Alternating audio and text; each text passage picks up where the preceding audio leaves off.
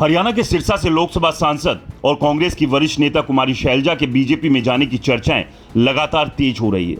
वहीं कुमारी शैलजा की नाराजगी को बीजेपी ने एक बड़ा मुद्दा भी बना लिया है, जिसको लेकर बीजेपी के कई बड़े नेता कांग्रेस को घेर रहे हैं। इसी बीच मीडिया ने जब कांग्रेस सांसद दीपेंद्र सिंह हुड्डा से कुमारी शैलजा के बीजेपी में जाने को लेकर सवाल किया तो उन्होंने कहा कि सभी कांग्रेस के नेता मिलजुल कर चुनाव लड़ेंगे और सभी आपको चुनाव में प्रचार करते दिखाई देंगे। आपको बता दें कि कुछ कांग्रेस कार्यकर्ताओं द्वारा जातिगत और निजी टिप्पणी किए जाने के बाद से कुमारी शैलजा नाराज है।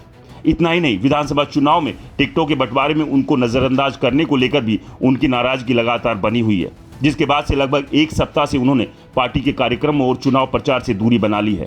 कांग्रेस में गुटबाजी का फायदा बीजेपी को खूब मिल रहा है। यही वजह है कि पूर्व सीएम और केंद्रीय मंत्री मनोहर लाल खट्टर ने कुमारी शैलजा को बीजेपी में आने का न्योता दिया।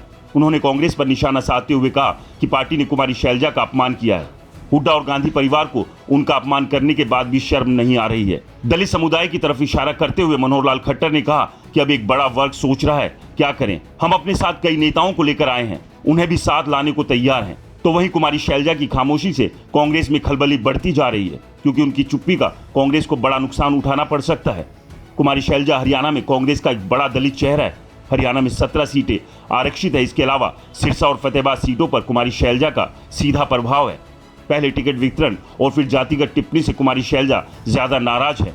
दरअसल कुमारी शैलजा अपने समर्थकों के लिए 30 से 35 सीटें मांगी थी, लेकिन कांग्रेस हाईकमान ने हुड्डा समर्थकों को ज्यादा तवज्जो दी और यही वजह है कि लगातार कुमारी शैलजा की नाराजगी बढ़ती जा रही है।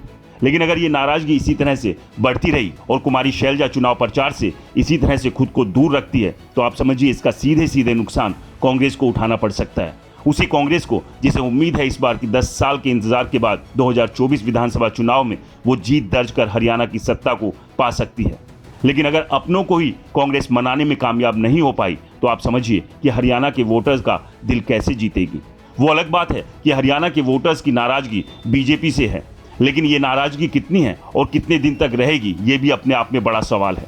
क्योंकि बीजेपी ने कई राज्यों में बड़ा उलटफेर करते हुए ये बताया है कि वो हारी हुई बाजी को जीतना जानती है, और उसका उदाहरण छत्तीसगढ़, मध्य प्रदेश और राजस्थान के चुनाव है, जहां ये माना जा रहा था कि बीजेपी जीत दर्ज नहीं कर सकती है, लेकिन तीनों ही राज्यों में बीजेपी ने जीत दर्ज कर सरकार बनाई। अब ऐसे में सबसे बड़ा सवाल यही है कि क्या कुमारी शैलजा बीजेपी में शामिल हो सकती है, जिस तरह की चर्चाएं लगातार बनी हुई है। और राजनीति में किसी भी संभावनाओं से इनकार नहीं किया जा सकता, क्योंकि किरण चौधरी को लेकर भी इसी तरह की बातें की जा रही थी कि चाहे कुछ भी हो जाए, किरण चौधरी कांग्रेस छोड़कर नहीं जाएंगी। लेकिन किरण चौधरी ने कांग्रेस छोड़ी और उन्होंने बीजेपी का दामन थामा। ऐसे में कुमारी शैलजा भी बीजेपी में जा सकती है या नहीं, ये तो खैर समय ही बताएगा। लेकिन आपको क्या लगता है, हमें कमेंट्स कर जरूर बताएं। रिपोर्टर जी चैनल को सब्सक्राइब नहीं किया है तो दोस्तों चैनल को सब्सक्राइब करना ना भूलें।